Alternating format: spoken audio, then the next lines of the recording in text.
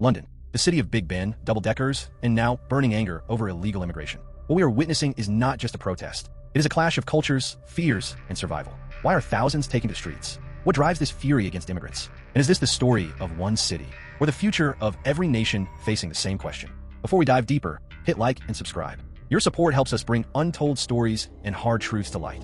On September 13th, 2025, in London, the heart of the United Kingdom, the streets turned into a battlefield of voices. Over 100,000 people gathered, furious, determined, demanding change. And their target is immigration.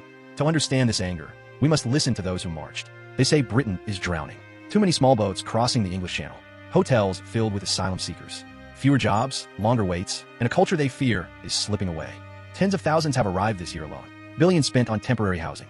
Communities changed faster than people can adjust. For many locals, it feels like promises from politicians have been broken. And that anger has turned into protest. But on the other side, every number is a human story. A child fleeing bombs in Syria. A family escaping hunger in Sudan. A man running from persecution in Afghanistan. For them, Britain is not a prize, it is survival. A last chance for safety, dignity, and hope.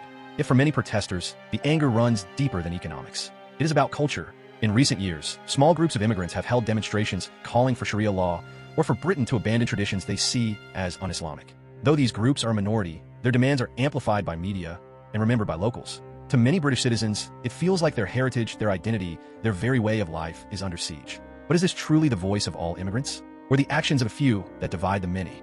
When these two realities collide, the streets erupt. Protesters march. Counter-protesters shout back. Police stand in the middle. 26 officers injured, 25 arrests made. London becomes a symbol of a nation divided. If you think this is just Britain's problem, you're wrong. What's happening on London streets today is echoing across the world. In Canada, Sikh extremist groups pushing for colistin have strained relationships between Indian and Canadian communities, creating diplomatic tensions. In Germany, France, and majority of European Union, waves of protests linked to Sharia law and cultural clashes have fueled debates on integration and national identity. In the United States, immigrant-linked cartel gangs and extremist cells have raised fears about national security and law enforcement. In the end, protests like these raise a question that cannot be ignored. How should immigrants behave in the country that gives them asylum? Opening a nation's doors to newcomers is an act of trust, not surrender. Offering asylum does not require a host country to abandon its culture or traditions. Policy should aim to balance the rights and needs of immigrants with the cultural and legal framework of the country, ensuring that both coexist respectfully.